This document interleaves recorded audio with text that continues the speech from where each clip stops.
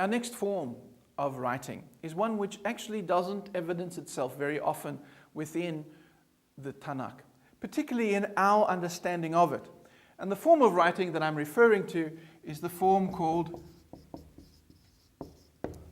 history. Now, I'm sure that for many of you, you may have seen commentaries, or particularly commentaries on the whole Bible, or introductions to the Tanakh, which refer to Torah or Pentateuch, which is Genesis, Exodus, Leviticus, Numbers, Deuteronomy. And then it refers to what they call the history books. So that's Joshua, Judges, Samuel, Kings, Chronicles. However, I need to tell you that for the Jewish people themselves, for the rabbis, that wasn't the case. They did not see Joshua, Judges, Samuel, and Kings as history, at least not in the sense that we understand it today. Yes, it is historical in the sense that it refers to events that are past, but it's not history.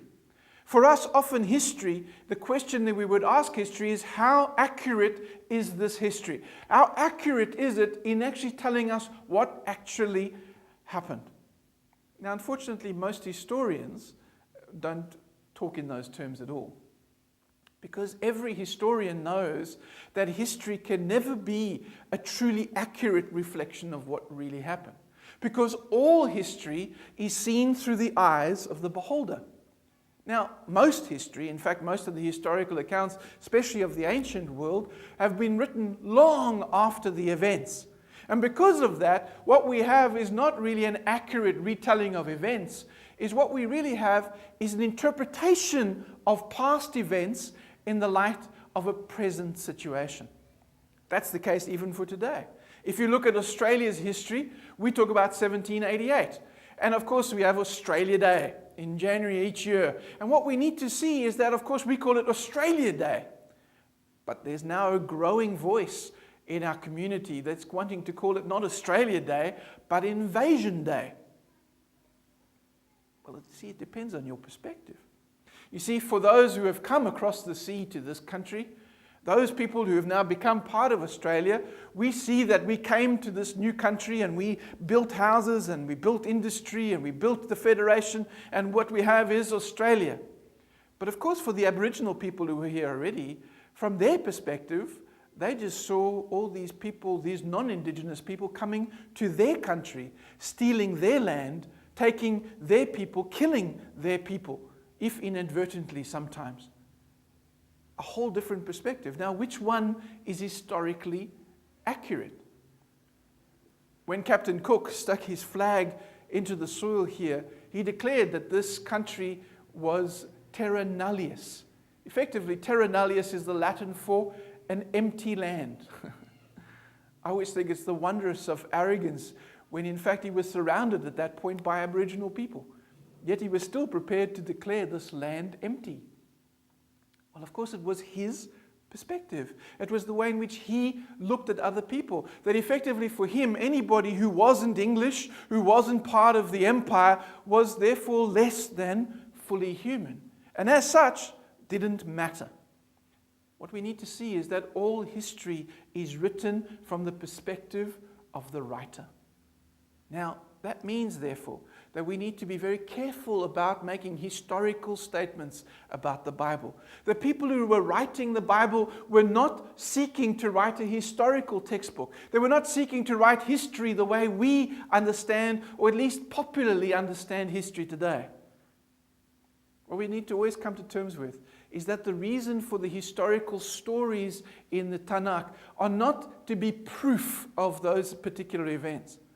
What they really are there for is to give us an insight into the relationship, into the narrative, into the story of the people and their relationship to their faith and their identity.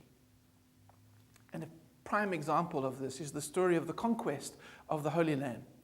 If you read the book of Joshua, you read that Joshua brings the people into the land, and then the people spread out over the land, killing all the inhabitants of the land. Essentially, it was genocide on an epic scale. And what they do is they take over all the land, kill off all the country, all the inhabitants, and then take over the land themselves. Now, most scholars have disagreed that that's what happened. And the reason why, even within the biblical account itself, is that 300 years later, when David was looking for a new capital city, he finds the city of Jerusalem. But he has to attack the city and take it over. Why? Because it's a walled city in the land of Israel, but it is owned and occupied by Jebusites.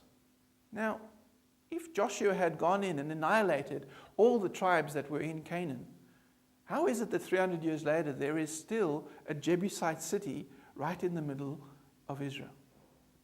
Well, the only thing we can think of is that obviously Joshua didn't do that, but that the book of Joshua is writing history from a particular perspective. What's that perspective? Well, it's a perspective of much later on. It's a perspective when the people are in exile and they're thinking about the promised land and they're thinking about what happened and what ended up actually here in Babylon. When you see that, you realize, wait a second, that this is not about history. It's not about proof. They didn't have to prove anything because they were writing to people who already believed in God. They were writing to people who already knew the connections. Those stories were there in order to give them an insight into that narrative and to make that narrative connect with them in the present. When you look at the Bible, we need to stop having a popular perspective of history and realize that the historical elements of the Tanakh are there not to give us historical accuracy. They're there to give us a narrative of relationship in the past with God that will continue in the present and into the future.